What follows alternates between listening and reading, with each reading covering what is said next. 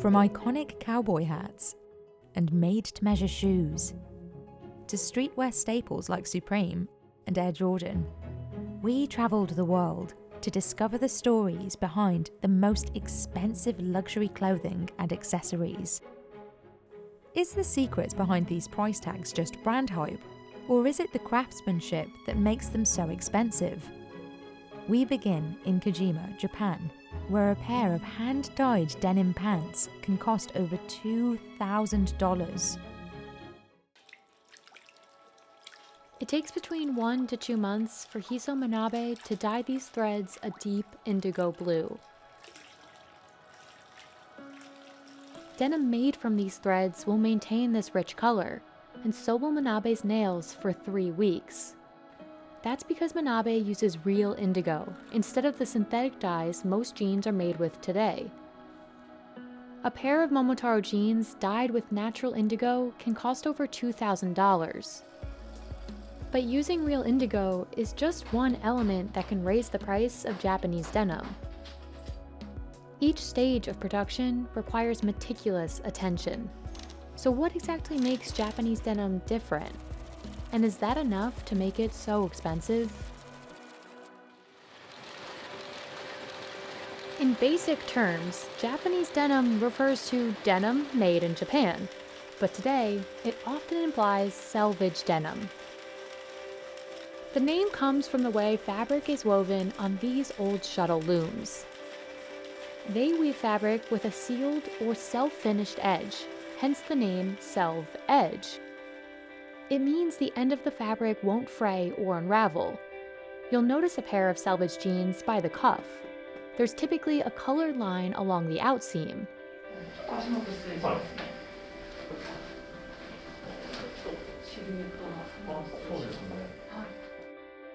This type of denim is made here in Kojima, Japan. 本当に10代からジーンズはこの町のジーンズを履いてたと。Momotaro is one of Kojima's most well-known denim brands. But before Momotaro makes denim, it must first dye the threads. The company's most expensive jeans are hand-dyed with natural indigo. Natural indigo comes from the leaves of the indigofera plant. Dyeing fabric with natural indigo has been a valued art form in Japan for centuries. 単純作業の繰り返しよね。根気がいるのと原料が高い。これはやはりもっと工夫していかなきゃやっぱり量産できないと思う。Manabe dyes 60 rolls of cotton over several days. He wrings each roll out and hangs it up to dry before dyeing another. 5回でこのぐらい。これは乾くと半分ぐらいの色になっちゃう。 Manabe must dye each roll a total of about 30 times.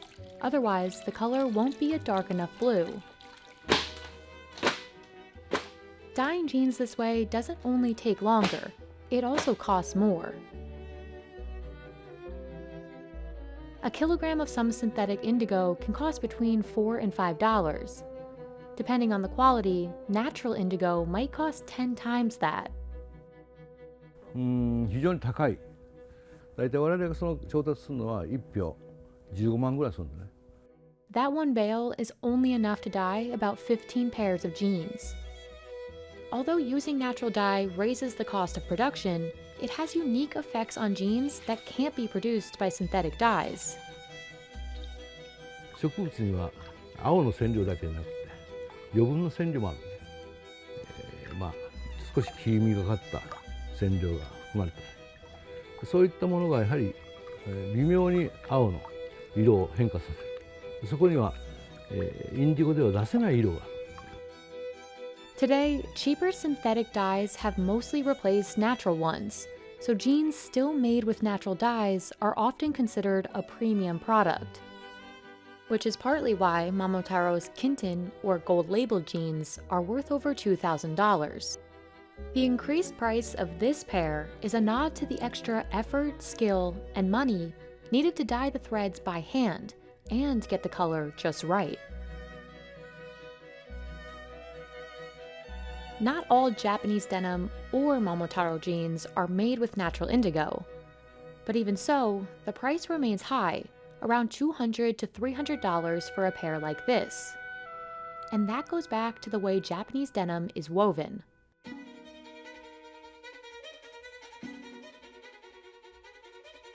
Before Toyota made cars, it made looms like this. Originally introduced in the 1920s, these Toyota looms are no longer made today.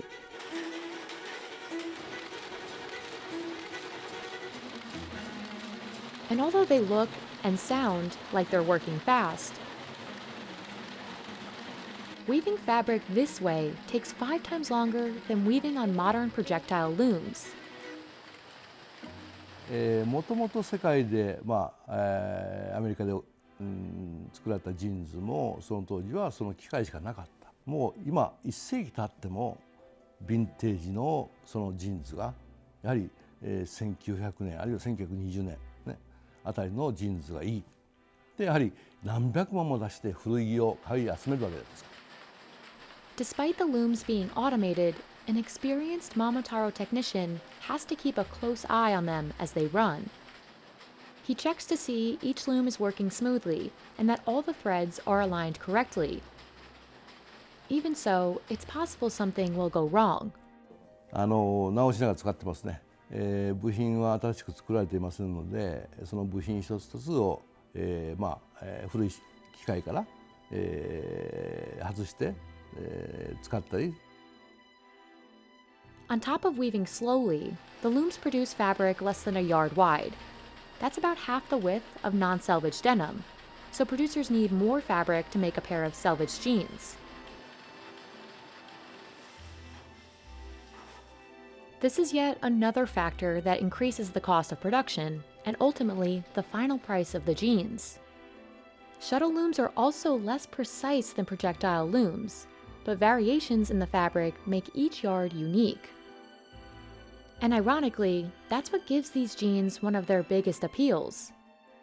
While most other jeans have a smooth surface, Japanese denim is a little bit rougher. この凹凸がやはり、デニムで一番大切な、経年変化の縦落ち、当たり、そういったものに現れている。While most Momotaro jeans are made on the automated looms, the most expensive gold label jeans are produced with an even slower, more traditional method. By hand with an antique loom. It takes 1 hour for Kazuki Ikeda to weave just 10 centimeters of fabric. While this process raises the price, the extra effort gives the jeans a distinctly different feel. 一番の違いというのはやはりこの肌触り。通常の汎用のものでしたら、ちょっとこう硬さであったりゴワゴワした感じがするんですけれども、手織りの場合は最初から、柔らかい、質感で履いていただくことができます。And for denim enthusiasts, traveling from Thailand to Tokyo is worth the trip to buy Momotaro's most expensive pair. Usually when you brought a new pair of jeans, you feel it's a little bit hard and you feel like it's a little bit hard to move at first, right? But this one, even from the start, it feels so comfortable, like you have worn it for some times. After the fabric is woven by hand or shuttle loom, it heads to the sewing room. According to Heddles, on average, most other types of denim weigh between 11 and 14 ounces, while most denim from Japan weighs 20 ounces. A heavier fabric makes Naomi Takebayashi's job more challenging. で一番太いのはタコ糸状態の0番はもう本当に太くてとても縫いづらいです。年数で言えば本当に何年縫っても私らも何年縫っても難しいところもありますしね。難しいというか縫うのはもう全然だけどあれでよかったかなとかいうことはありますね。Another cornerstone of Japanese denim is the artisanal nature of the way the jeans are finally formed. At Momotaro, all the stitching is done by hand.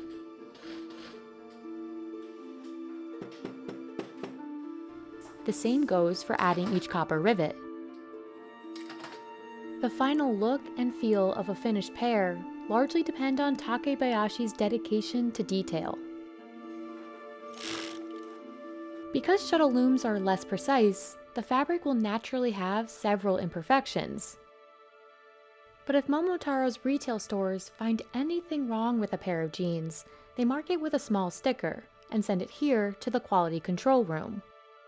Takebayashi sifts through the flagged jeans using a tweezer to repair each marked spot. Momotaro is one of around 40 denim makers in Kojima, considered the birthplace of denim in Japan. While Japanese denim from this city has found a luxury category to call its own, the denim industry hasn't been prominent in Kojima for very long. 世の中、日本中がですね、やっぱり、アメリカに憧れて、東京オリンピック1964年ですかね、それを契機にですね、ガラッとやはり、自由とアメリカというのにすごい憧れが強くなり、音楽も映画もそうですけども、ファッションも、その中で学生運動でいろんなものが、もう自由奔放にいろんな形が、行われてきた。でその中でやはり1965年、が初めてこの小島というところでジーンズの生産が始まったと。In the decades since, Japanese denim has reached far outside Japan. Today, it's considered one of the finest types of denim in the world.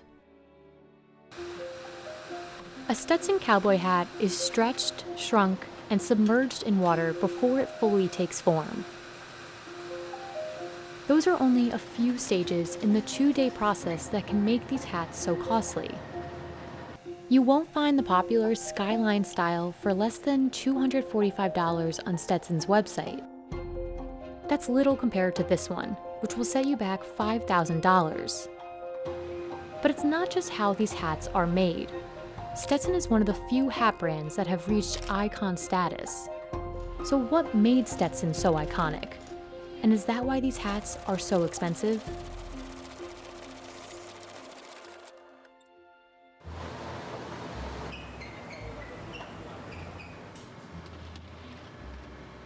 Producing a Stetson cowboy hat is a complicated and costly process. The production begins here, in Garland, Texas, where workers turn fur into felt.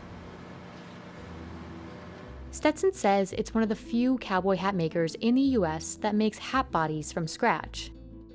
This means it buys its own raw fur pelts and processes them into felt, compared to some other companies that buy pre-made hat bodies with the fur already blended. Fur is the biggest indicator of quality, and therefore has the biggest impact on price. In the fur room, Stetson stores fur from Portugal, New Jersey, Belgium, and Ukraine. Okay, this is some of our natural beaver. Of course, this is the finer beaver hats are made out of natural beaver. Very tight fur, very durable fur. Good for all the weather, rain, nice feel. This kind of fur isn't cheap. Just 1 pound of beaver fur can cost $125, and chinchilla fur can cost 4 times the price. Now consider that Stetson only produces about 2 hats per pound of fur. After the different furs are mixed together, the blend goes through a blower, which separates long hair from down. Stetson uses down fur because it produces a stronger felt. The machines in the factory are crucial, but the job couldn't be done without trained workers. The company employs more than 200 workers at 2 factories to guide the hats through each stage, another element that ultimately impacts the price. About 100 sets of hands touch every single one of our hats as of right now. Workers pass the felt through several stages of shrinking until the proper hat size is reached. Later, during the tipping stage, a worker helps create the crown by stretching and pulling the hat. Then, as an employee turns the felt, brass fingers of another machine push the bottom out to form the brim. One of the last stages of producing the hat body happens here at the forming machine, where the hat is submerged in hot water. An employee pushes down the former, and out comes the final hat body.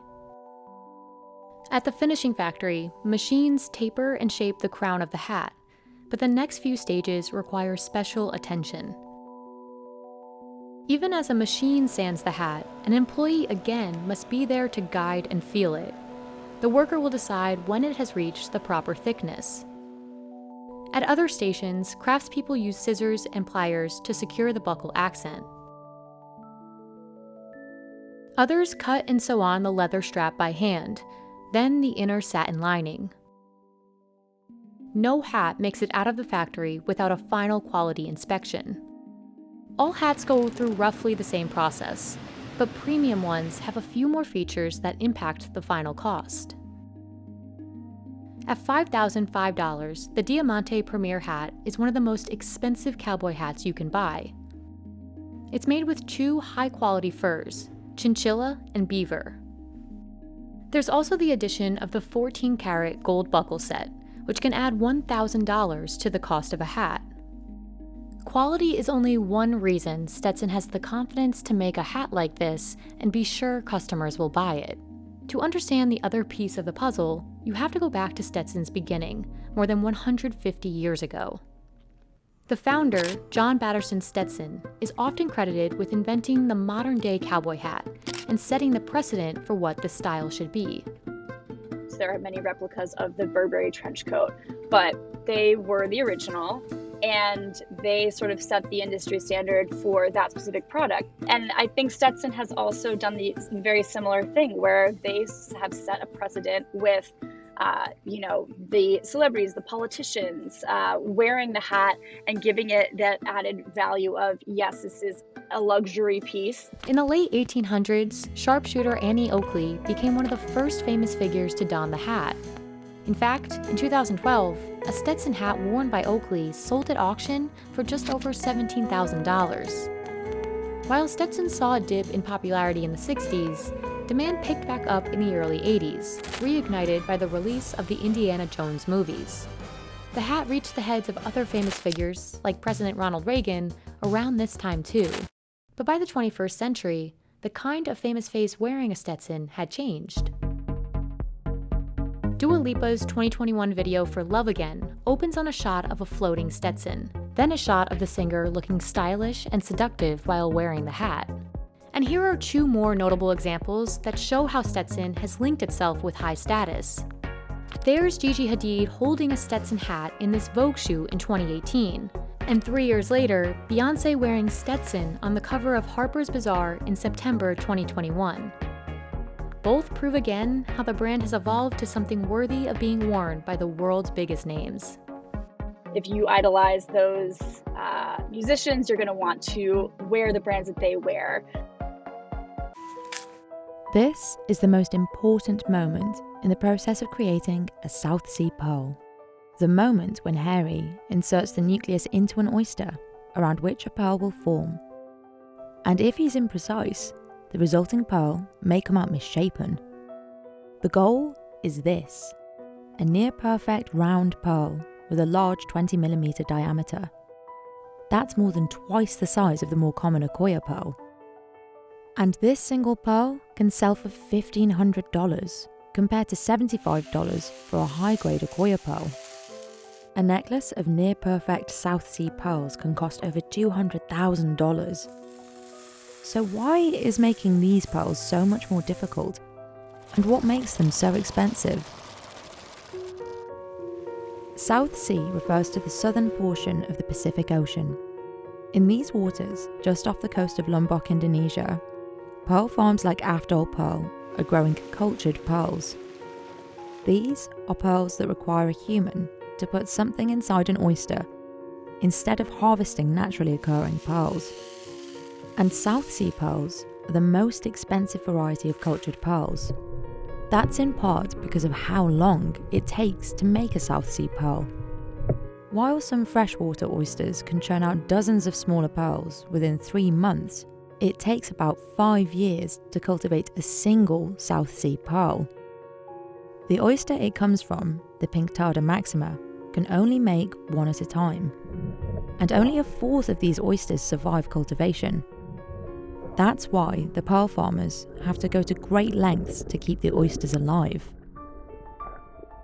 It starts in this highly controlled laboratory where lab technicians must create the perfect conditions for oyster larvae to grow into healthy, pearl-producing adults. They have to maintain a room temperature of exactly 20 degrees Celsius and feed the larvae the phytoplankton they need to grow. To do this, they combine salt water from the South Sea and sodium hydroxide and store it for 5 days until there's enough plankton. Lab techs feed the plankton to nets of baby oysters and monitor their growth for about 45 days. That's around the time they reach at least 1 millimetre in diameter and are old enough to be transferred to sea. The oysters are transferred to save on the costs of rearing bigger oysters, which can get expensive. Ya, kalau pelihara di darat harus kita bikin planktonnya. Kita beli plankton, kita bikin. Itu biayanya agak besar dia. In the South Sea, the oysters get the warm waters and food they need to mature. But this is also where most of them will die, without producing a single pearl. Itu yang akan hidup nanti cuma 25.000 dari 10.000 itu. 2.500 maksudnya. Karena 75% itu dia pasti meninggal. That's why pearl farmers have to check on the oysters monthly to ensure they're still growing, eating, and healthy. They pull the nets of oysters up from the sea and clean the shells. This helps prevent predators from feeding off the oysters and eventually killing them. Ya, agar ini kadang kalau kerangnya kotor kan ketutup semua. Jadi susah untuk makan. Di sini banyak lumut, banyak kotoran, banyak bakteri juga. Ada ulat di sini. Kadang-kadang itu yang bisa bikin mutiara jelek. Jadi tujuannya juga untuk kita bangunkan. Kadang-kadang kerang tidak mau bangun. After up to 2 years of nursing, when the oysters are large enough, implantation can begin. For cultured pearls, implantation is the most important step. When a nucleus is implanted, the oyster sees it as an irritant and reacts by building protective layers of nacre around it. This becomes the pearl. Harry is demonstrating where the nucleus is implanted on an opened oyster. Terus yang ini inti namanya. Jadi sebelum masukkan ini terbuat dari kulit kerangnya. He tears the oyster's gonads and injects the nucleus in the middle.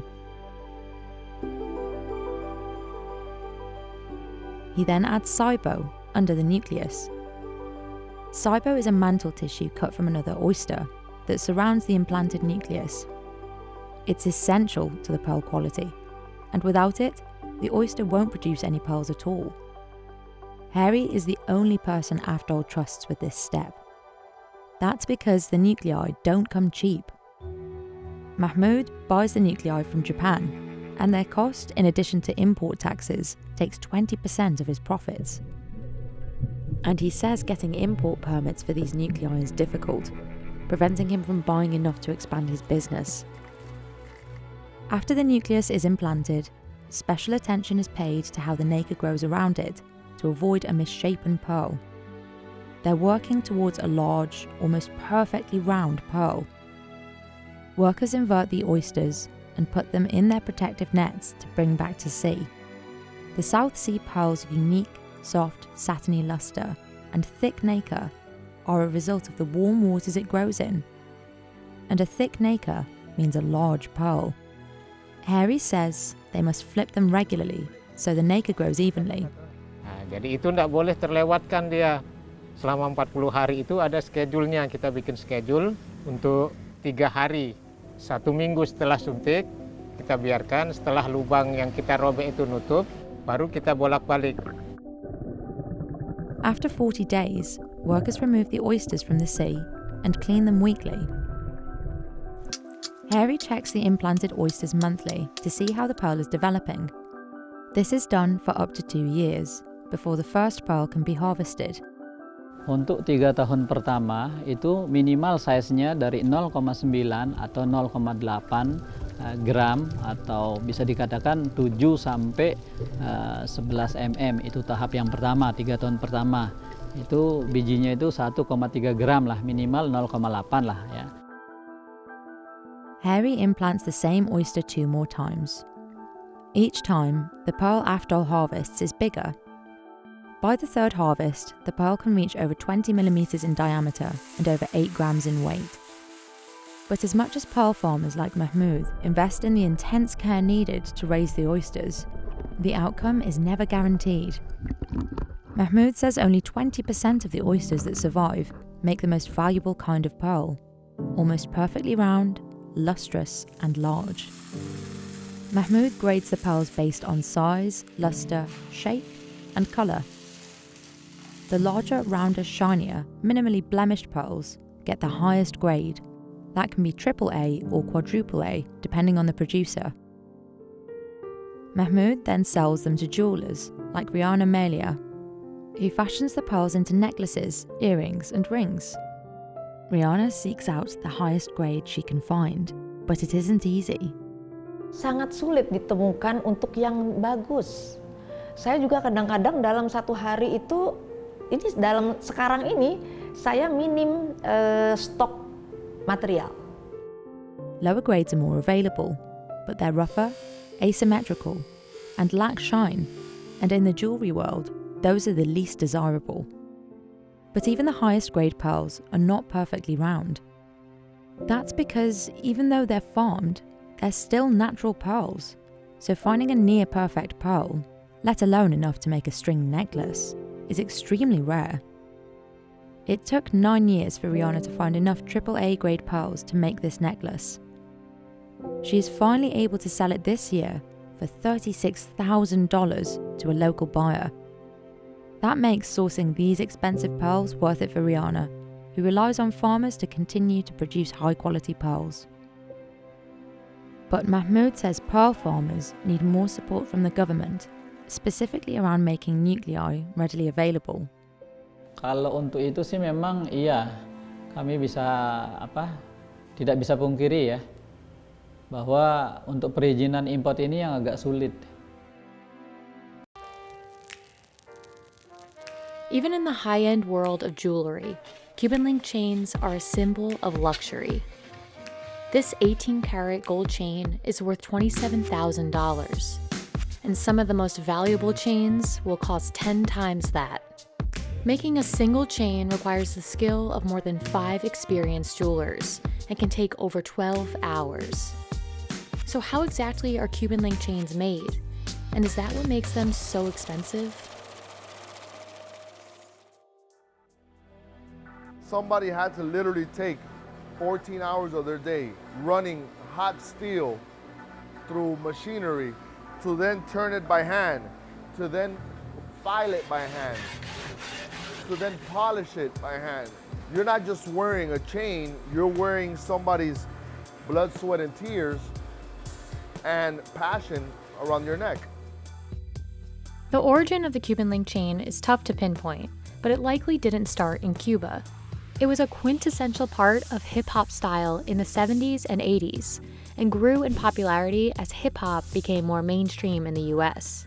But not all Cuban link chains are created equal. Many Cuban link chains are made by machines in countries like the US, Italy, and China, but the authentic and most expensive ones are made by hand at just a few shops in Miami. When you move into the higher end of Cuban link chains, which you get into the $50,000, $80,000, $100,000 chains, those have to be handmade. One, because of the attention to detail. The file, the tight links.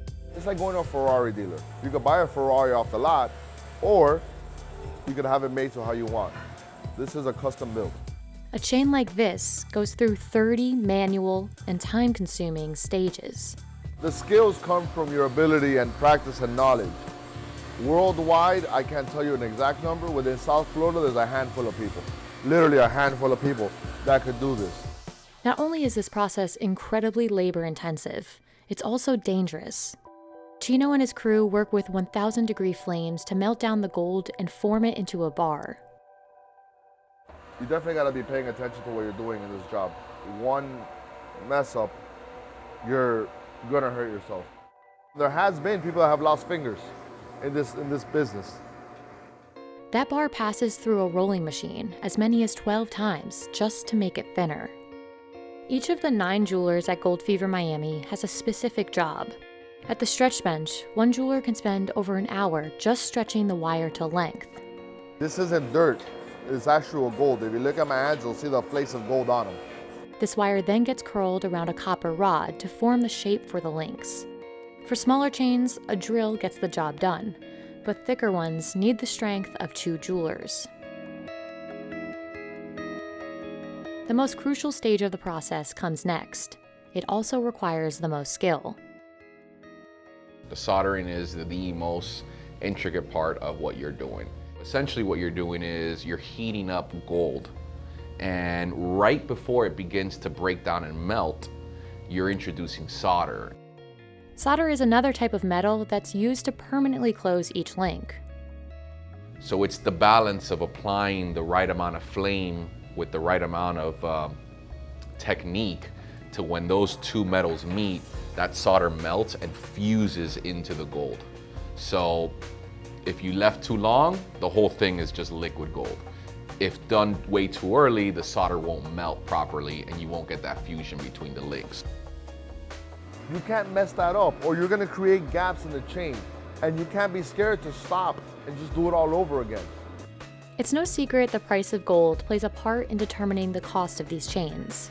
An ounce of gold costs $1,700 today. But even the most high-end Cuban links are mixed with something else. Gold itself is a very soft material, typically too soft to be made into jewelry on its own. It has to be alloyed with other metals. White gold, for example, is an alloy of gold made of white metals like silver, zinc, and nickel. Those metals make the gold more pliable, allowing it to be stretched and twisted during the jewelry making process, but they can be especially difficult to work with. One small movement can make all the difference. In rare cases with white gold, this can happen. This is the reason why it costs so much. If any one of these links break, you then have to take it back to the soldering table, resolder it, and bring it back here and turn it again. Once the links are properly turned and tightened, the chain will lie flat. A jeweler must then file down the chain so that each side is level and looks exactly the same. And here is where the passion of the jeweler comes into hand to how beautiful he can make that shape.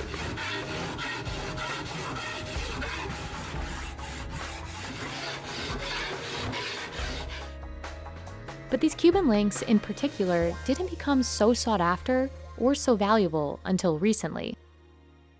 Google Trends shows that searches for Cuban link chains began taking off in 2012.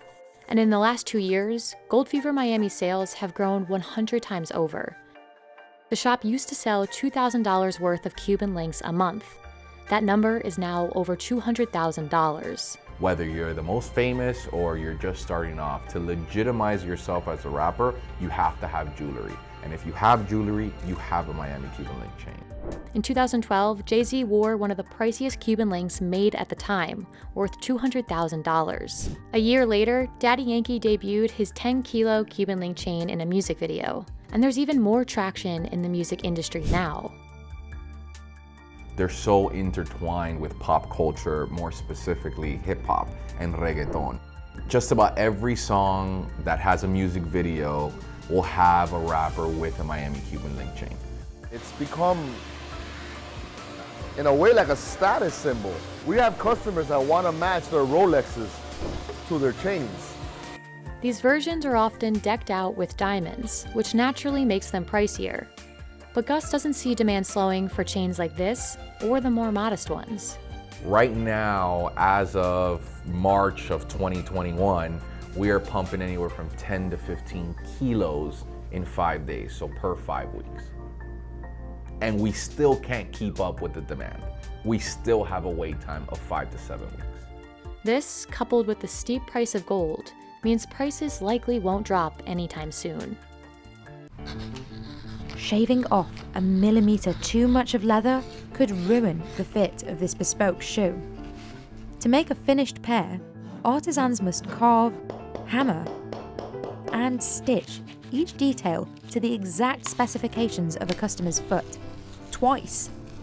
One pair can cost over £5,000. Some designs cost over £12,000. So what's so special about how bespoke dress shoes are made? And is that what makes them so expensive? Cannons of London makes some of the world's most expensive bespoke shoes, all by hand, using traditional techniques. Even the thread the artisans use is hand-spun. You could bring a craftsperson in here that made our shoes 100 years ago and they'd be able to start work probably straight away. That's Simon. He's been making shoes for over 15 years. The fit is tailored completely to each person, whereas a ready-made shoe is essentially a generic shape. It will either fit your right foot or your left foot, but it won't perfectly fit both. The key difference is this, the last. It's a wooden mould carved to the exact measurements and features of the customer's foot. It's the foundation of the whole shoe. It determines whether the shoe's going to be comfortable. It's also the style. He starts by cutting away large amounts of wood, then makes small adjustments with hand tools. Even the smallest little half a millimetre sometimes can just make all the difference. It can just throw the whole thing off. The easiest thing for me to do would be to just make a beautiful last. The challenge is to make it beautiful and to actually make it fit. Last making is Simon's specialty. He inherited this workbench from the shoemaker who trained him. This has been in the business for forever. I believe it was with the business before he came into it, which was in the 1950s. Making a last can take days. It's a constant process of carving wood and checking the measurements. But that effort is worth it, because a last can be reused for future pairs, saving time and bringing down the cost. This workshop has thousands of lasts, some over 100 years old. We're lucky enough to have many famous lasts. We've got Franklin D. Roosevelt, Charlie Chaplin's one, really amazing shape as well, very high arch there. We also have Fred Astaire. These are very, very elegant. If they're done right, they have the character of the person, so you can almost see everyone's character really. It's very fun working in a workshop. Bespoke shoemaking workshop has a particular smell to it. There's like the oak bark tan leather. Almost everybody comments on that when they first enter the workshop. The most popular material for bespoke shoes is leather. And the more expensive the leather, the pricier the shoe. I think our most expensive shoe, well, they're always ones made of crocodile or alligator. They generally cost around £11,000 or £12,000. Before cutting, Reese examines the leather for any defects. As I go through the skin, I pull up every section of the skin and examine it. And what I'm looking for is a blemish-free section. So it can't have any tick marks, tick bites, any stretch marks, because that will show up when the shoe is lasted and spoil the look of the shoe. At this level, anything like that is unacceptable. We have to have a perfect skin. Often we only cut one pair per skin. This leather will become the upper, the top part of the shoe.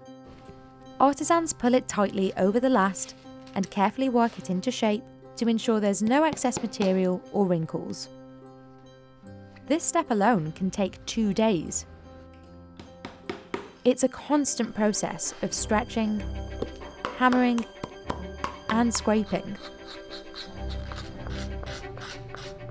Yasu has been a shoemaker for over 25 years.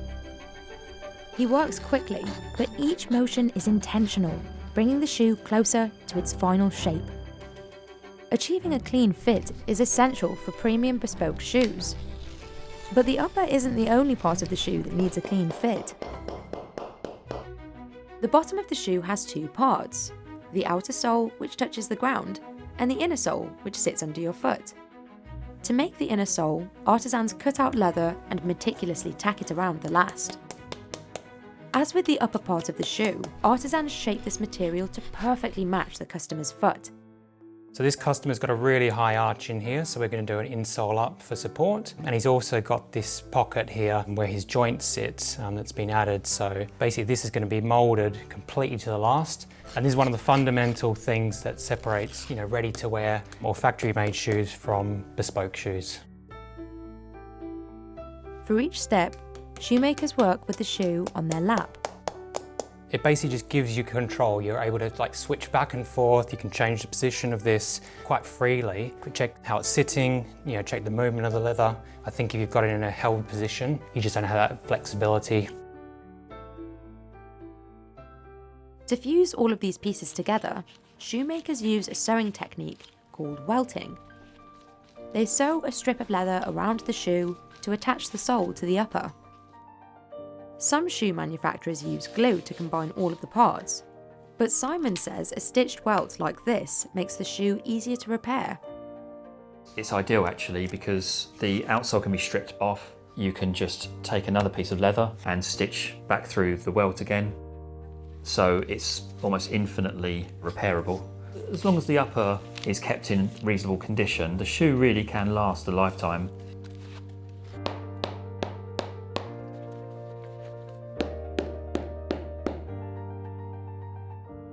All of the time and materials that go into making a bespoke shoe are reflected in the price.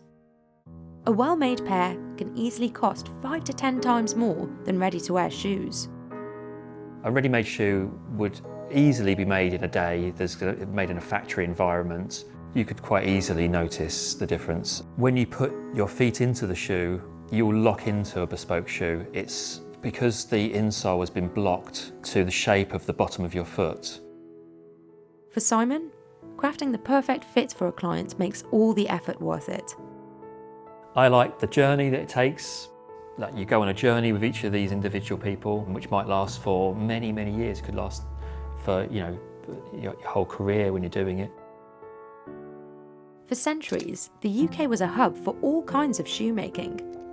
But in the late 20th century, the industry struggled to compete with cheaper mass-produced shoes. Today, there is far less demand and far fewer shoemakers. Simon makes around 200 bespoke pairs each year. But the industry isn't gone yet. Over the past decade, there has been increased demand for bespoke shoes from Japan and the US. Many bespoke shoemakers in the UK now rely on their international clients. And Simon says there has been an increase in young craftspeople looking to learn the trade. When I started, I was told by the master last maker that it was a dying trade, and actually the complete opposite has happened. There's so many young people now that are coming into the craft and learning about it and wanting to get involved and become shoemakers or last makers. This is Kenji. He's using a centuries-old technique to dye silk for a kimono. It's physically demanding, but that's not the only challenge. He has to match this colour exactly, making adjustments by eye. And it's essential that the fabric inside this barrel remains white. Kenji won't know if he's successful until he opens the lid. This is one of over 20 steps required to make a kimono. You can buy a cotton kimono for $300, but a handmade Chiso kimono can cost over $10,000. And the company's most expensive kimonos cost 10 times that. We followed 10 artisans, step by step, to find out what makes these kimonos so expensive. Versions of the kimono have been worn for centuries. Today, the kimono is viewed as formal wear, worn on special occasions like weddings or coming-of-age ceremonies. Part of the reason why Chiso's kimonos are so expensive is that they're made entirely out of silk. It takes around 12 meters of silk to make a single kimono. Chiso collaborates with a network of highly skilled artisans. Each step is done by hand and can take weeks to complete. This intricate design starts out as a simple sketch.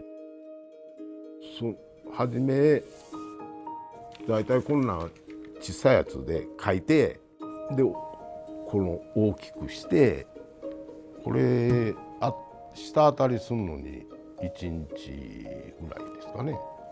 でもこれをきれいに描き直そう思ったらやっぱり1週間は絶対かかる、10日ぐらい。これなんか細かいから結構かかりますね。Once the design is ready, Hiroshi transfers it to the silk.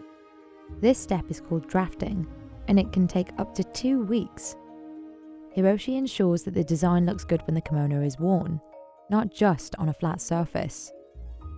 These lines are critical to the design process, but you won't see them on the finished kimono.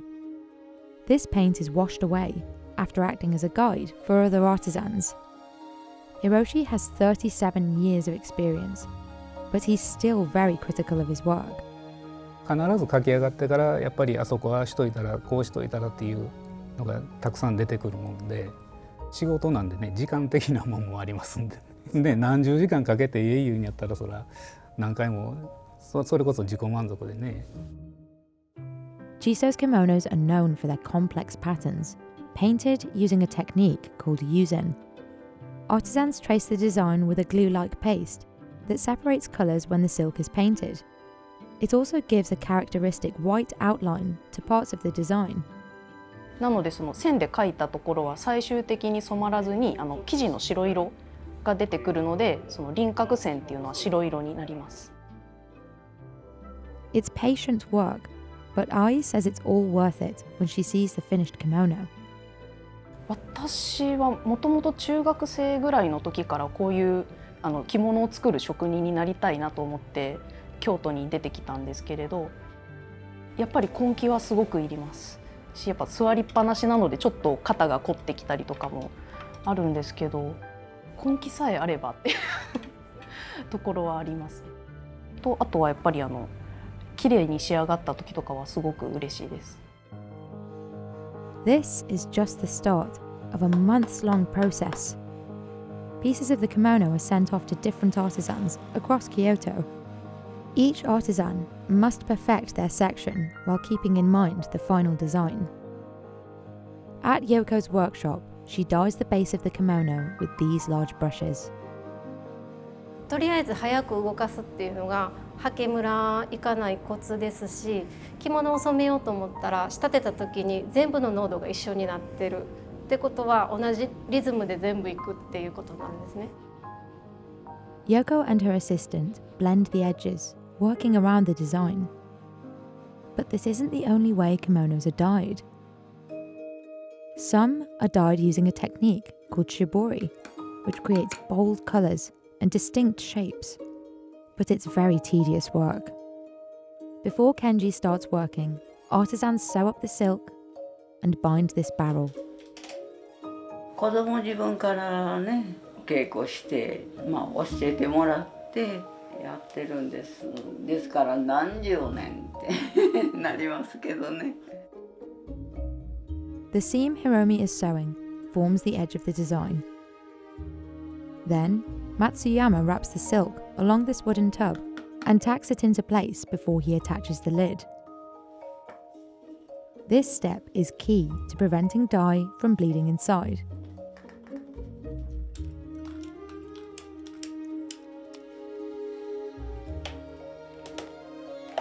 Now, it's time for Kenji to dip the silk.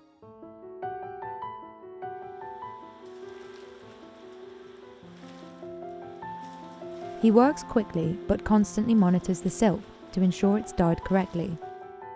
If the barrel remains in the dye for too long, the colours will start to bleed. Kenji cuts a strip of fabric, compares it to the swatch, and adjusts its dye accordingly. 染め屋によってみんな違いますけど、男の場合は反対色で先させていくから、入れすぎたらものすごく効くんです。反対色やか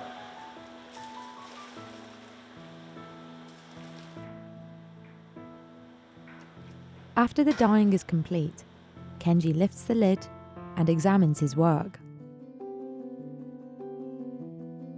All of these steps combine to tell a story through the design of the kimono. Themes of nature or the seasons are common, while some designs reference poems or plays. One of the most skilled and delicate steps is the yuzen dyeing. Tomoko has 25 years of experience making kimonos. 具体的にどのような色をこの着物だったらどのようなイメージを膨らませてどのような色にしていくかっていうだいたい具体的な色を拾っていきます。Yuzen dyeing has been practiced for centuries and has become an iconic feature of high-end kimonos. The technique is more expensive and time-consuming than screen printing, but Chiso's customers are willing to pay a premium for the result. Long-sleeved kimonos with complicated designs can take 2 to 3 weeks to paint. 自分で合わせた色を全部一つ一つここにテストをしてで記録として残しておくものです。でこれを見て次にこれを合わすにはだいたいどうしたらいいかっていうのはもう入ってるっていうことです。数字にはできないので技術的に難しいものはやはり写実調のいわゆる自然のままのような花でありますとか草加紋っていうののThe final step in the process is for artisans to apply gold leaf and embroider complex designs. Embroidery alone can take weeks to months depending on the design. The more embroidery a kimono has, the more expensive it will be. When all the pieces fall into place, the finished kimono is a work of art, a testament to the skill of each artisan who has worked on the silk. 着物1着作るのにだいたい20名ぐらいの人が関わってます。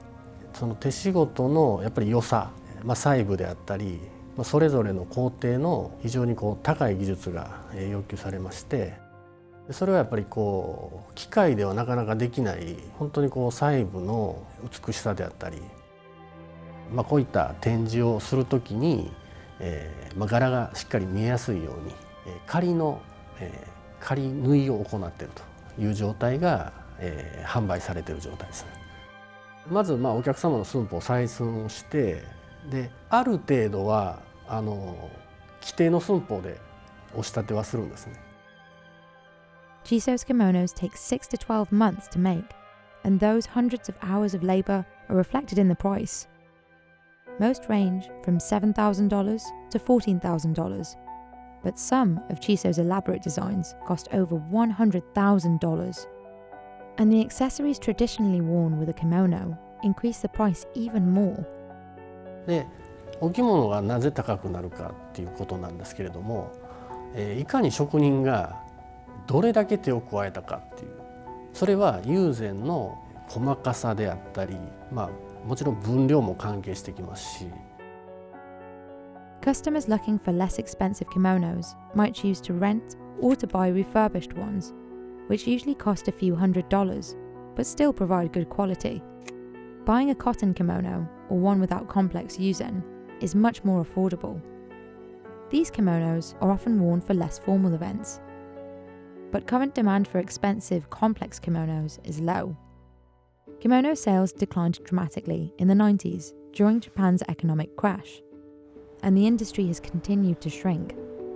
Today, it's around 14% of the size it was in 1975. Chiso sells around 4,000 kimonos each year, but the relevance of the garment in modern life is limited. 両極だと思うんですけど、いやもう全く関心がないわっていう方と、やっぱりちょっと着物にやっぱ日本人だから着物に目覚めてきたっていう方と。Further complicating matters, the artisans it relies upon to maintain production are getting older. で、やっぱり伝統的な技術はやっぱり職人の技術力が高いっていうことが条件なんですが、だいたい職人さん今で60代とか70代の方たくさんいらっしゃるんで、30年以上仕事していただいている方が多いと思います。今新しい職人さんを見つけるのはやっぱりそういう職人の仕事をやりたいっていう、そういう若い方もいらっしゃいますんで、ただ全体的には職人の数はやっぱり減っていってますね。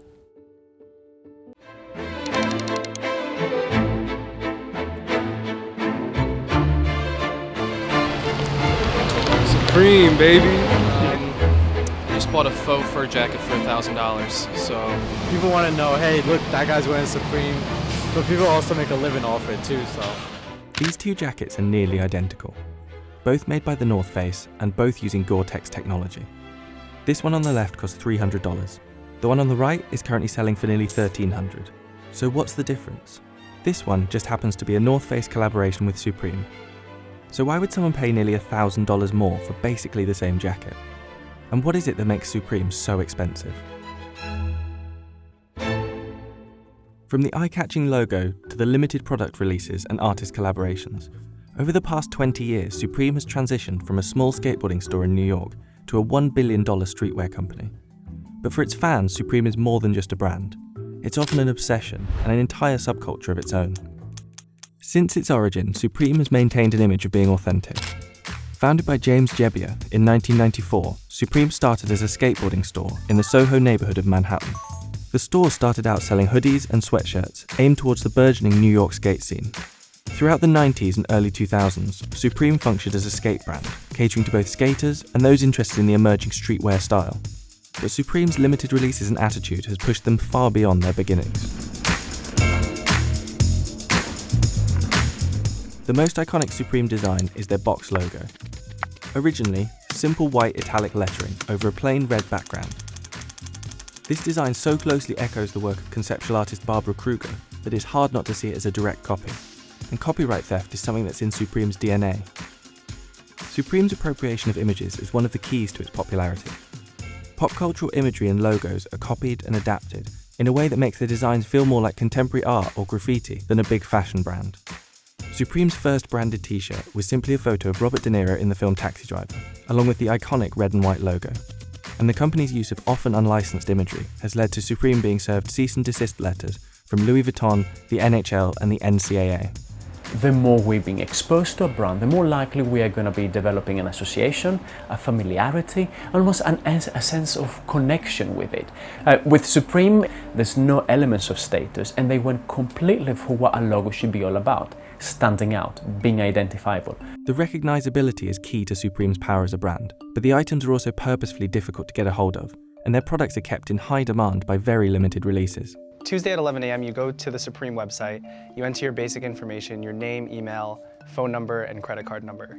Then they'll send you a text later in the day to let you know if you've been selected to stand in line. Then on Wednesday, they'll send you a text telling you the time and store to report to. And on Thursday, you go to the store at the time that you're given. There's a one limit per style rule in Supreme. So what that means is if a shirt comes out in black, red, and gray, you can only get it in gray. So if I want it in black and red, I need to get 2 other people to get it for me. So they need to stand in line for me. A lot of the people who do stand in line are standing in line for someone else. Supreme only sells their merchandise at 11 brick and mortar stores across the world, as well as their online store. It was around the mid to late 2000s that Supreme really started to pick up speed. This success was partly due to what's been dubbed the Kanye effect. In 2006, Supreme released their Supreme Blazer SB, a collaboration with Nike. The shoes retailed for around $150, with resale prices ranging from $300 to $400. In July 2007, West was pictured wearing the shoes at the Grammy Foundation's Starry Night party.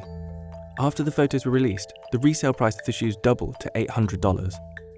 Similarly, the teal box logo sweatshirt worn by Tyler the Creator in his She music video, originally priced around $150, sold for $3,500. But not everything from Supreme is going to end up being valuable. Sellers like Chris have to decide what's going to be popular and what items will give them the best return.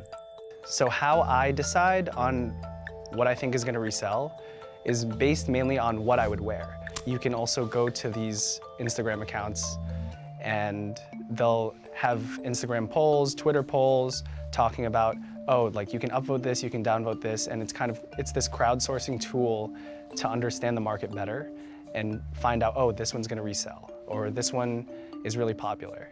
The most money that I've made off of one Supreme item is the 2017 Fall-Winter collaboration with the North Face, and it was a mountain parka. I bought it for $398 and I sold it for $950. This incredibly limited release means that buying and reselling Supreme items is where the real money is. When you look at the prices of Supreme items in store, they aren't as outlandish as you may expect. They retail for around $38 for a t-shirt to $138 for a sweatshirt, but it's once these products have sold out that they can reach 30 times their original price. Many other big brands are now adopting this method of very limited releases to generate hype around their products. From trainers to other streetwear brands, these releases make people feel like they're part of something exclusive. The more we make a consumer work for a particular access to a product, the more alluring these services and products are becoming. So I think Supreme know very well how to make something incredibly accessible and sexy by allowing us to jump through as many hoops as possible to make it relevant for them. But there's something about Supreme that's different. Could any other company get away with selling a brick or a branded crowbar? What is it that gives Supreme such a devoted following? I think it's the hype. They come out with really cool items. I personally feel like they do. It's a name brand, and name brands attract anybody at the end of the day. In New York especially, it's a lot of streetwear. So like people want to have that like exclusive, those exclusive items.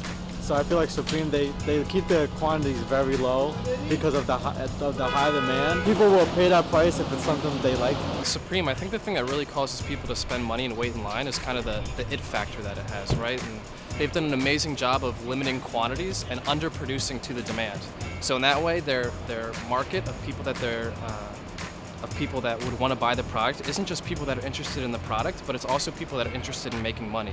And that demographic is way bigger than people that are just interested in streetwear. So when there's an opportunity to make money, then there's going to be a huge line of people around the block, regardless if they want to wear the product or not. Supreme has managed to somehow keep their cool, alternative and exclusive image despite their expansion, and has still maintained its skater credentials despite selling a 50% stake in the brand to a private equity firm.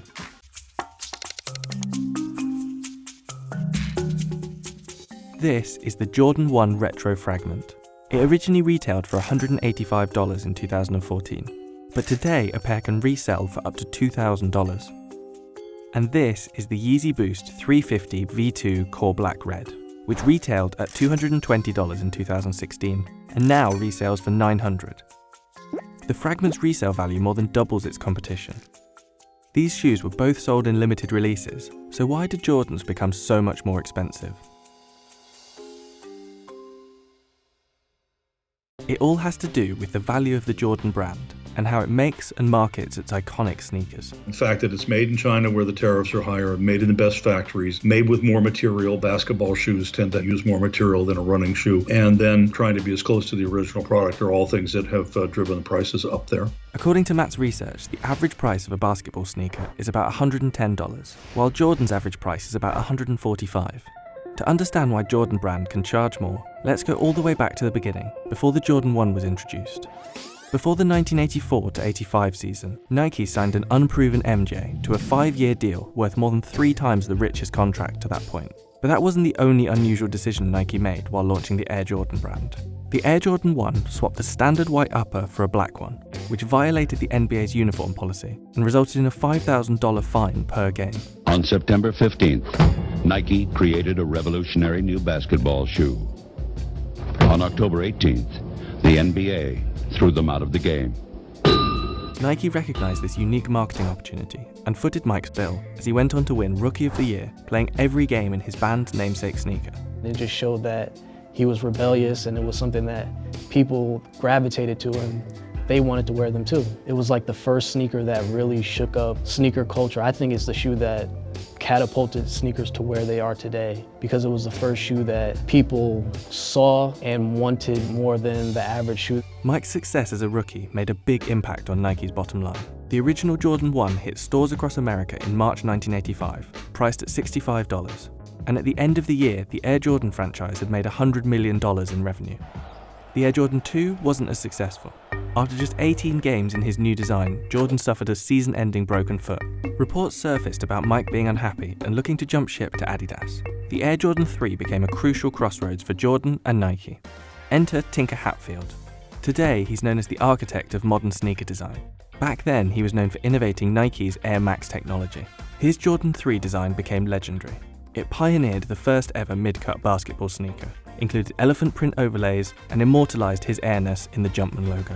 And Tinker incorporated his Air Max technology into the sole. Those three things, I think, brought its cultural importance because it was a statement shoe, right? So now you were actually making a statement by wearing a basketball shoe, which wasn't necessarily the purpose of wearing a basketball shoe off court. The company's rollout of the Jordan 3 was equally as legendary as the design.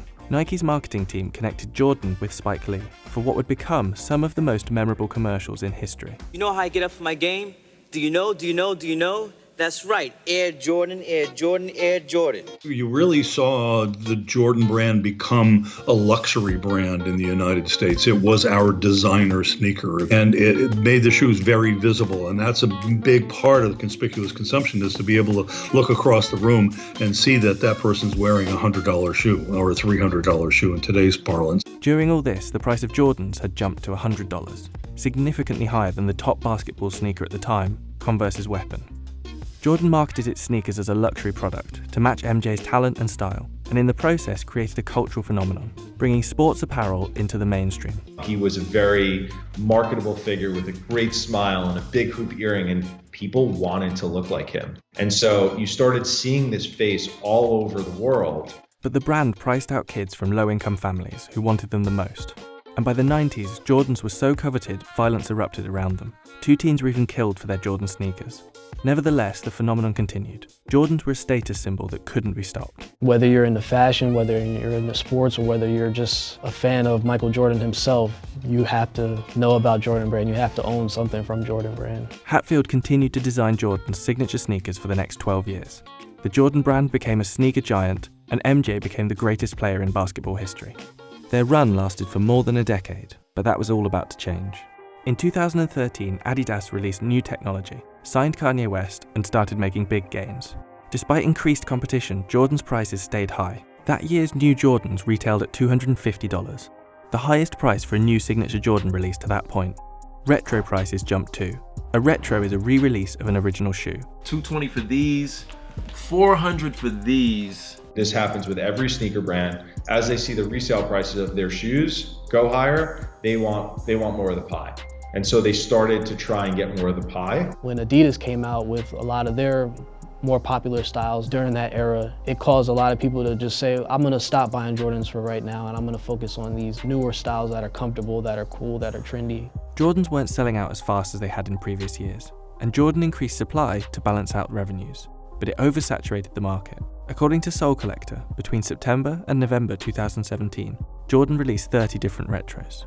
The price hikes, combined with an oversaturated market and increased competition, led to what Soul Collector called Jordan fatigue, and Adidas's market share nearly doubled. Jordan brand president Larry Miller admitted that the brand had released too many shoes and needed to figure out how to connect to young consumers again. And Nike CEO Mark Parker did just that with his edit and amplify strategy. He helped Nike's R&D cut down from 350 sneaker ideas to 50.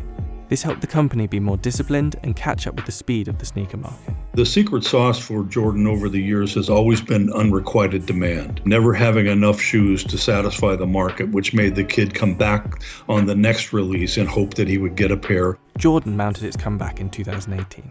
The brand ramped up offerings for female customers, and its Concord 11 retro release was its most successful shoe introduction ever, according to Parker. And they've been able to connect to a new generation, tapping Travis Scott, Virgil Abloh, and more to offer their takes on the historic designs. Today, you don't really need to market a Jordan product, and so it becomes a pull market. The idea is that the product is so sensational, so wanted by the consumer, that it's pulling them into the store. The brand is pulling in customers like the old days, and according to Parker, Jordan 1s are more coveted than ever. Resale info backs that up. Remember that comparison we did at the beginning? It looks like Jordan is getting the balance just right between nostalgia and innovation. This has to be my favorite sneaker of all time. This is the Air Jordan 4 white cement. The Aleli May Jordan 1 Biotech. The Air Jordan 1. It represents the beginning of Jordan's career. I think it's interesting to see how the Jordan brand continues to evolve as it ventures deeper into the woman and unisex market. You know, it just reminds me of my childhood. This is really what got me into the sneaker game. It's the reason why a lot of us sneakerheads exist. And this Lakers colorway, man, that's just perfect. When Doc Martens first appeared in the UK in 1960, They were working boots that would cost you under $3 a pair. These days, a pair of made in England boots could set you back $225. So what has changed, and why are these shoes now so expensive?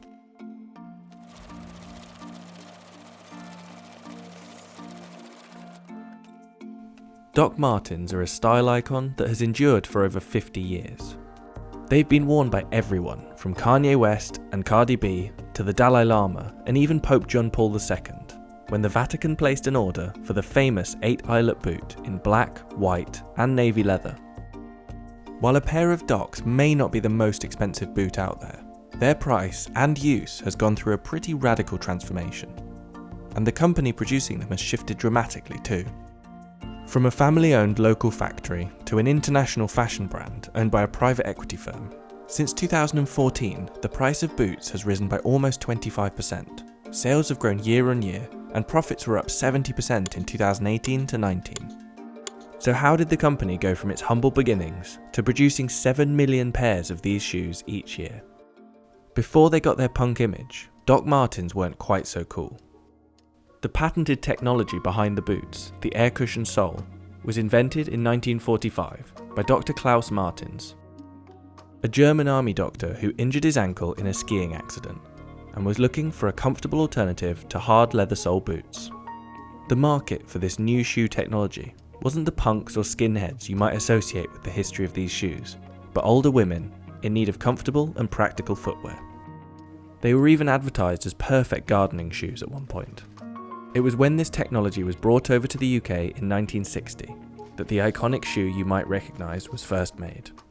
The air cushion sole was licensed to the Griggs Company in Northampton, and the 1460 boot was created. The iconic stitching and recognisable heel loop were added, and the boots were sold to factory workers across England. At the time, these boots cost only $3 a pair. Even with inflation, that's just over $50. They were cheap, hard-wearing, and perfect for postmen, policemen, and workers on their feet all day. The boot was quickly adopted by any countercultural movement that appeared, and they became a mainstay in glam, punk, skinhead, ska, and goth style, among many others. Doc Martens' fashion status wasn't always guaranteed though. After the boom in the 90s, the boots dipped out of fashion, and the company struggled, almost going bust in the early 2000s. As the industry shrank, the cost of manufacturing shoes in England also got more expensive, and by 2002, it already cost around $87 for a pair of Doc Martens. That's around $140 with inflation. Northamptonshire was once the home of shoemaking in England. In the mid-19th century, there were over 2,000 shoemakers working in the region. But as many of these shoemakers struggled, the majority went under or moved production abroad, and now there are just over 30 left. Doc Martens followed suit, moving their production to Asia. The company still makes shoes in its Northamptonshire factory, but now this is only around 2% of its total production. Doc Martens says this relocation hasn't changed the way its shoes are made at all. We wanted to see if there actually was a difference between the new Asian-made boots, the more expensive made in England variety, or a vintage pair from before the move. We spoke to someone who's torn down multiple pairs of these shoes to find out. I'm Weston Kay, I'm a professional leather worker, and I cut boots and shoes in half on YouTube. Yeah, I would say the production methods are really similar between the Asian-made boots and the made-in-England boots. A lot of the same features on the inside of how they stitch their boots are identical. The construction's really similar. They still heat sew the sole to the welt. I think a lot of the big differences between the vintage boots and the newer ones, it's stuff that you would only notice if you cut it in half almost, or if you wore them for long enough time. The vintage Doc Martens had a way better midsole that adds a lot of comfort. They had a wooden shank, and the leather was just a lot better. So they lasted longer, they're more comfortable, they have the support you need. The newer ones just have worse versions of the old ones' materials.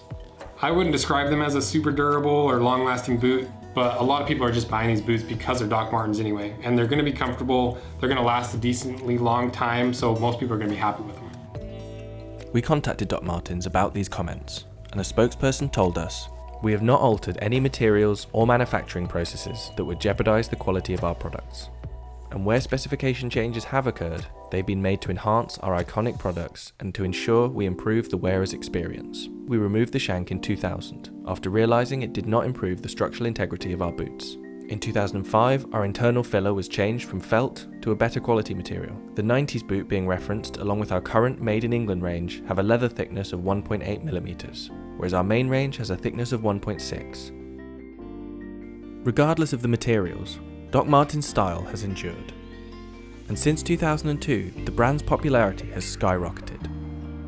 The countercultural image that made it so famous is something that has stuck to this day, despite the expansion from small-town British-made boot to international icon. And for fans of the boot, this can be an obsession. Over the years, the company has evolved from producing one boot in 1960 to producing around 250 styles each year. And as its popularity has grown, so has the competition. Over recent years, Doc Martens has filed lawsuits against Urban Outfitters, Vans, Boohoo and others in an attempt to protect its iconic boot design. In 2014, the company was sold by the family and bought by private equity firm Permira. Since this takeover, the price of boots has risen by almost 25%, and profits were up 70% in 2018 to 19, in large part due to the newfound success of their vegan range. And while the boots have transitioned from an English worker's boot into a global fashion icon, their style has endured, and their devoted fan following isn't going anywhere.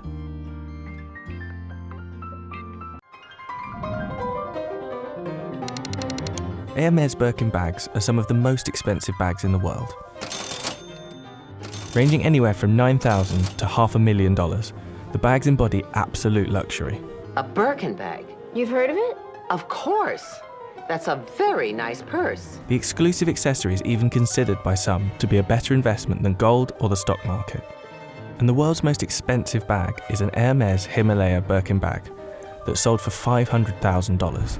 So what is it that makes Birkin bags so expensive? The story of the bag begins with its namesake, Jane Birkin. On a flight from Paris to London, the English actress happened to be seated next to the chief executive of Hermes, Jean-Louis Dumas.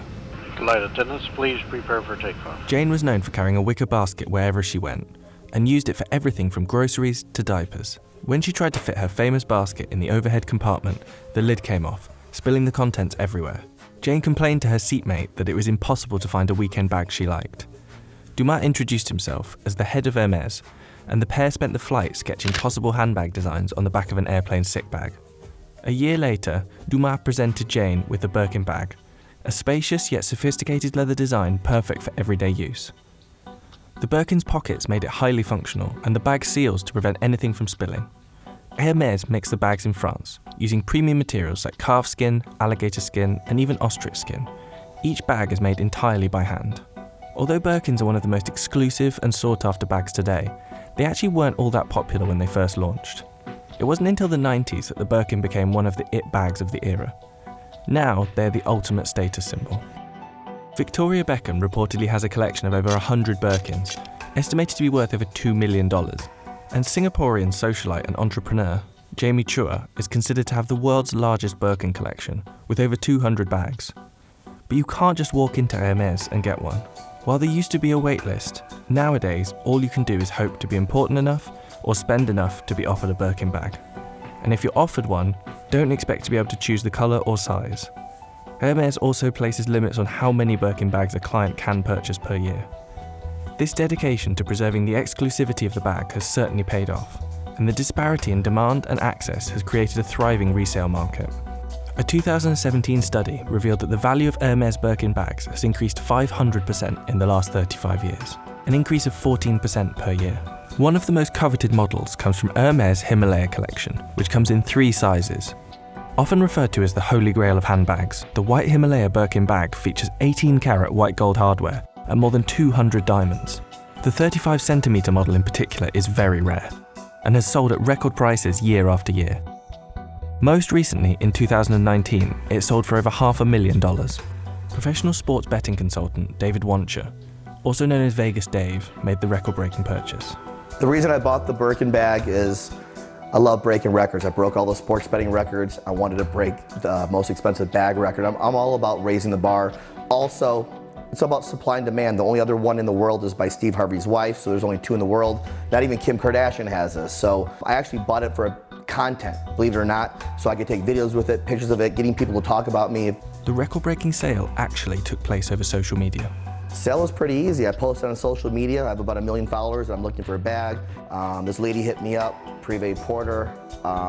She messaged me, said she'd get me the bag. I realized it was the most expensive bag. She said it would break the record. Yeah. And this is for sure the record, 500,000. Absolutely, most expensive bag ever sold. We closed this deal in about 3 to 4 days, really, really fast. I actually do use the bag. Most people think I'm crazy. They put it away like in a safe and they never touch it again. I've taken it out twice, once to a nightclub in Vegas as a great piece of content. It's definitely worth the cost because you could offer me $1 million cash and I wouldn't sell it. My asking price is $2 million. If not, I'll just keep the damn thing. It's also made with white or albino crocodile skin, which is extremely rare. The costly skin is painstakingly dyed to emulate the snowy appearance of the Himalayan mountains. The high retail value and resale value is because these are pieces of artwork. These artisans train years and years to make one of these bags.